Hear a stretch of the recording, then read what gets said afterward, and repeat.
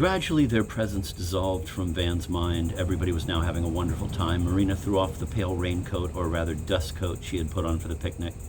After all, with one thing and another, her domestic gray dress with the pink fichu was quite gay enough, she declared, for an old lady. And raising an empty glass, she sang with brio and very musically the green grass aria. Replenish the glasses with wine. Here's a toast to love, to the rapture of love. With awe and pity and no love, Van kept reverting to that poor bald patch on Traverdiata's poor old head, to the scalp burnished by her hair dye, an awful pine rust color much shinier than her dead hair. He attempted, as so many times before, to squeeze out some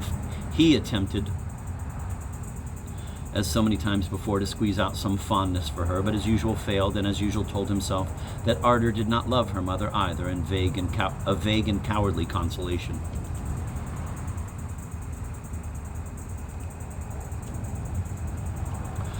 Greg, assuming with touching simplicity that ardor would notice and approve, showered Mademoiselle Lariviere with 1,000 little attentions, helping her out of her mauve jacket, pouring out for her the milk into Lisette's mug from a thermos bottle, passing the sandwiches, replenishing Mademoiselle Lariviere's wine glass, and listening with a rapt grin to her diatribes against the English, whom she said she disliked even more than the Tartars, or the Assyrians. England, she cried, England.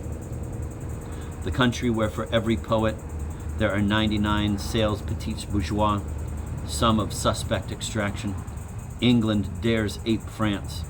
I have in that hamper there an English novel of high repute in which a lady is given a perfume, an expensive perfume called Ombre Chevalier, which is really nothing but a fish, a delicious fish, true, but hardly suitable for scenting one's handkerchief with. On the very next page, a soi-disant philosopher mentions un acte gratuit, as if all acts were feminine. And a soi-disant Parisian hotel keeper in the story says, je me regrette for je regrette. D'accord, interjected Van, but what about such atrocious bloomers in French translations from the English as, for example,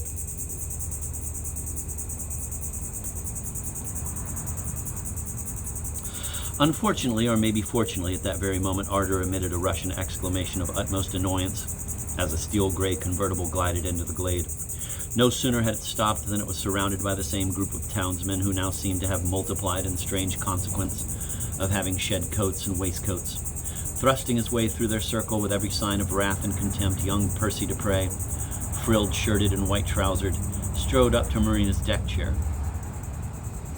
He was invited to join the party despite Ardor's trying to stop her silly mother with an admonishing stare and a private small shake of the head.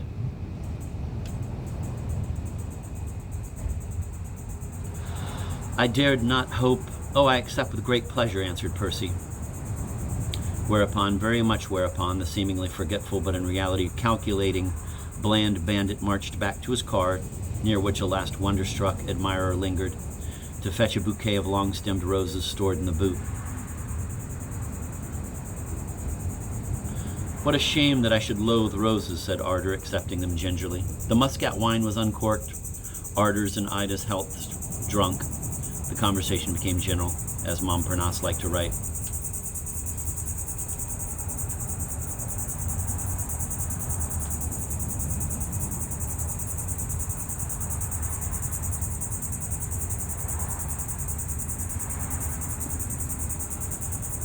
Count Percy Dupre turned to Ivan Demyanovich Veen.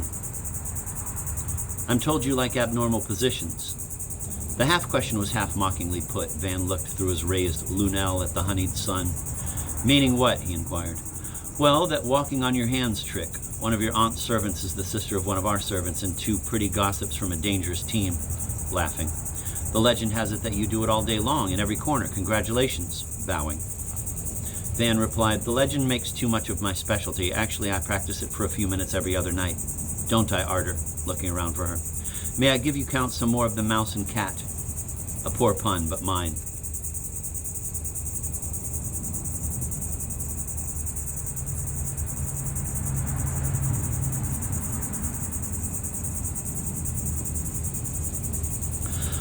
Van, dear, said Marina, who was listening with delight to the handsome young man's vivacious and carefree prattle. Tell him about your success in London. Je t'en prie, please.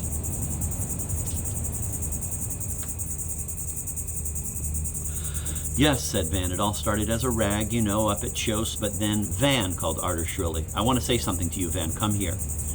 Dorn, flipping through a literary review, to Trigorin. Here, a couple of months ago, a certain article was printed, a letter from America, and I wanted to ask you, incidentally, taking Trigorin by the waist and leading him to the front of the stage, because I'm very much interested in that question. Arter stood with her back against the trunk of a tree, like a beautiful spy who has just rejected the blindfold. I wanted to ask you, incidentally, Van, continuing in a whisper with an angry flick of the wrist, stop playing the perfect idiot host. He came drunk as a welt, can't you see? The execution was interrupted by the arrival of Uncle Dan. He had a remarkably reckless way of driving, as happens so often, goodness knows why, in the case of many dour, dreary men. Weaving rapidly between the pines, he brought the little red runabout to an abrupt stop in front of Arter and presented her with the perfect gift, a big box of mints, white, pink, and oh boy, green. He had also an aerogram for her, he said, winking.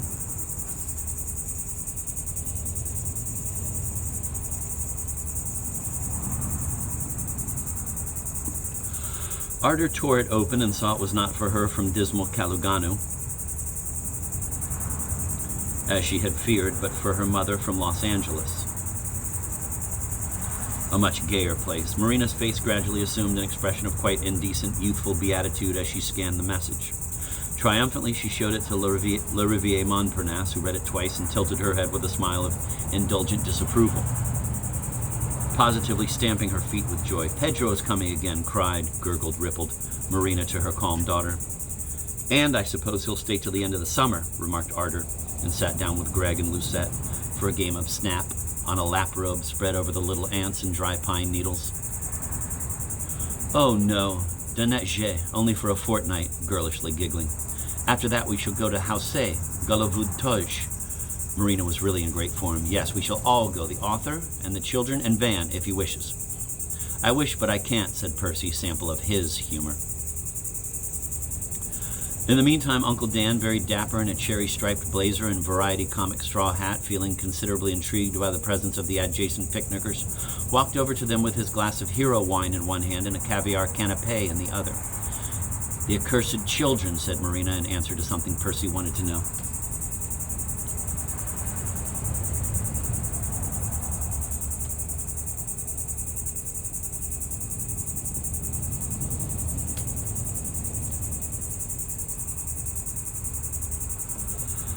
Percy, you were to die very soon, and not from the pellet in your fat leg on the turf of a Crimean ravine, but a couple of minutes later when you opened your eyes and felt relieved and secure in the shelter of the Machi. You were to die very soon, Percy, but that July day in Lador County, lolling under the pines, royally drunk after some earlier festivity, with lust in your heart and a sticky glass in your strong blonde-haired hand, listening to a literary bore, chatting with an aging actress and ogling her sullen daughter, you reveled in the spicy situation, old sport, chin-chin, and no wonder. Burly, handsome, indolent, and ferocious, a crack rugger player, a cracker of country girls, you combine the charm of the off-duty athlete with the engaging drawl of a fashionable ass. I think what I hated most about your handsome moon face was that baby complexion, the smooth-skinned jaws of the easy shaver. I had begun to bleed every time and was going to do so for 7 decades. In a birdhouse fixed to that pine trunk, said Marina to her young admirer, there was once a telephone. How I'd welcome its presence right now. Ah, here he is, enfant. Her husband, minus the glass and the canapé, strolled back bringing wonderful news.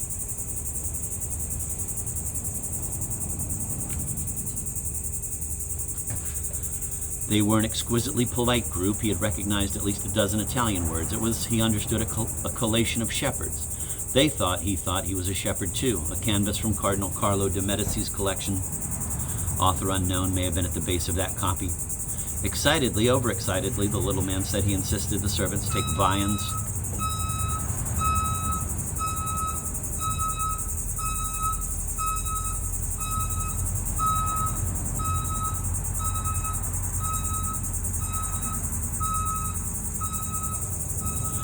Excitedly, overexcitedly, the little man said he insisted the servants take viands and wine to his excellent new friends. He got busy himself, seizing an empty bottle and a hamper that contained knitting equipment, an English novel by Quigley, and a roll of toilet paper. Marina explained, however, that professional obligations demanded she call up California without delay, and forgetting his project, he readily consented to drive her home.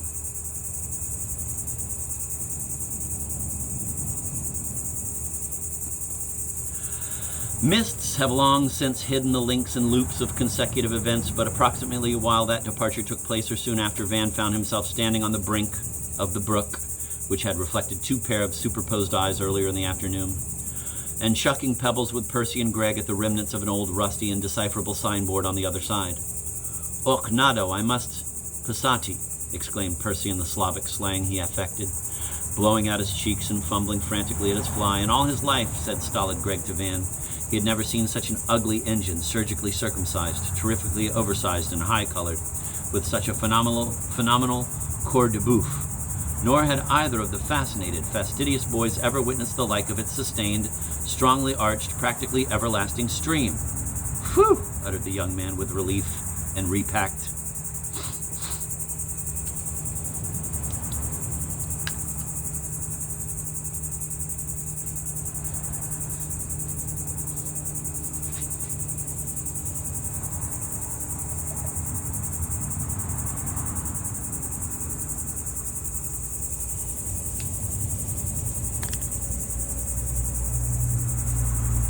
How did the scuffle start? Did all 3 cross the brook stepping on slimy stones? Did Percy push Greg? Did Van jog Percy? Was there something, a stick twisted out of a fist, a wrist gripped and freed? "Oh-ho," said Percy, "you are playful, my lad." Greg, 1 bag of his +4s soaked, watched them helplessly. He was fond of both, as they grappled on the brink of the brook. Percy was 3 years older and a score of kilograms heavier than Van.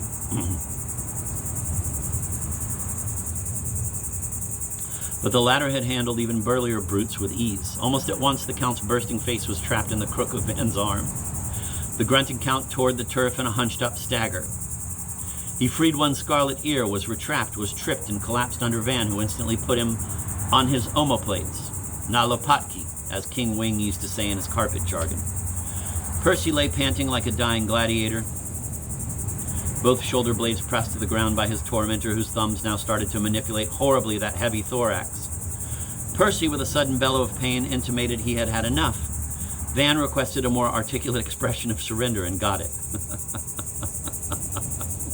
Greg, fearing Van had not caught the muttered plea for mercy, repeated it in the third-person interpretive. Van released the unfortunate Count, whereupon he sat up, spitting, palpating his throat, rearranging the rumpled shirt around his husky torso and asking Greg in a husky voice to find a missing cufflink.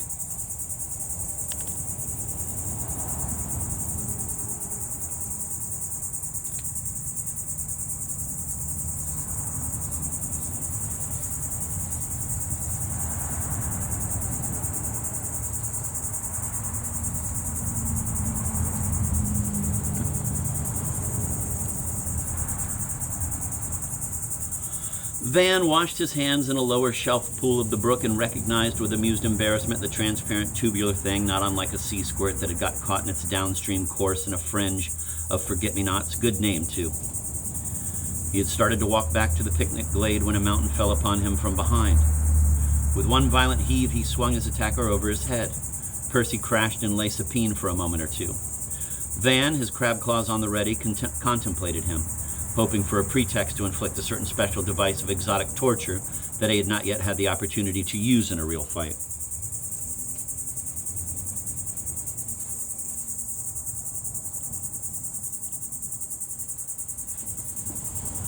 "You've broken my shoulder," grumbled Percy, half rising and rubbing his thick arm. "A little more self-control, young devil." "Stand up," said Van. "Come on, stand up. Would you like more of the same, or shall we join the ladies?" "The ladies? All right, but if you please walk in front of me now." As he and his captive drew near the glade, Van cursed himself for feeling rattled by that unexpected additional round. He was secretly out of breath. As every nerve twanged, he caught himself limping and correcting the limp, while Percy Dupre, in his magically immaculate white trousers and casually ruffled shirt, marched, buoyantly exercising his arms and shoulders, and seemed quite serene and, in fact, rather cheerful.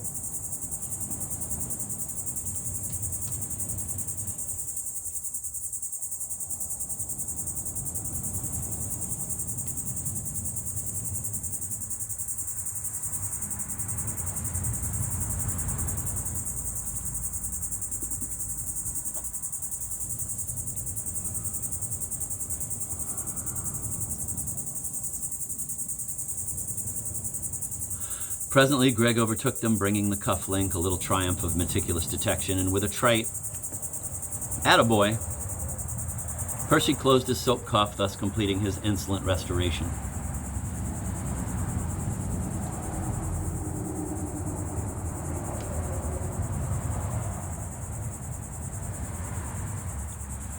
Their dutiful companion, still running, got first to the sight of the finished feast. He saw Arder facing him with 2 stipple-stemmed red bullets in one hand and 3 in the other, and mistaking her look of surprise at the sound of his thudding hoofs for one of concern, good Sir Greg hastened to cry out from afar, he's all right, Miss Veen." Blind compassion preventing the young knight from realizing that she could not possibly have known yet what a clash had occurred between the bow and the beast. "Indeed I am," said the former, taking from her a couple of her toadstools, the girl's favorite delicacy, and stroking their smooth caps. "And why shouldn't I be? Your cousin has treated Greg and your humble servant to a most bracing exhibition of Oriental Skrotomov, or whatever the name may be." He called for wine, but the remaining bottles had been given to the mysterious pastors whose patronage the adjacent clearing had already lost. They might have dispatched and buried one of their comrades, if the stiff collar and reptilian tie left hanging from a locust branch were his. Gone also was the bouquet of roses which Arder had ordered to be put back into the boot of the Count's car. "Better than waste them on her, let him give them," she said, "to Blanche's lovely sister." And now Mademoiselle Lariviere clapped her hands to rouse from their siesta Kim, the driver of her gig, and Trofim, the children's fair-bearded coachman. Arder reclenched her bullets, and all Percy could find for his handcuffs was a cold fist. "Jolly nice to have seen you, old boy," he said, tapping Van lightly on the shoulder, a forbidden gesture in their milieu. "Hope to play with you again soon. I wonder," he added in a lower voice, "if you shoot as straight as you wrestle." Van followed him to the convertible. Van, come here. Greg wants to say goodbye," cried Arder, but he did not turn. "Is that a challenge, me faites-vous un duel?" inquired Van. Percy at the wheel smiled, slid his eyes, bent toward the dashboard, smiled again, but said nothing. Click, click went the motor, then broke into thunder, and Percy drew on his gloves. "Quand tu voudras, mon garce," said Van, slapping the fender and using the terrible second-person singular of duelists in old France. The car leapt forward and disappeared. Van returned to the picnic ground, his heart stupidly thumping. He waved in passing to Greg, who was talking to Arder a little way off on the road.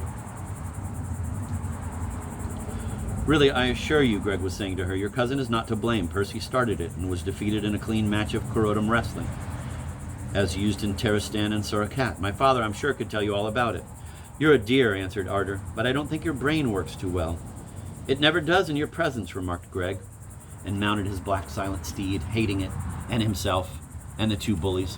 He adjusted his goggles and glided away. Mademoiselle Lariviere, in her turn, got into her gig and was borne off through the speckled vista of the forest ride.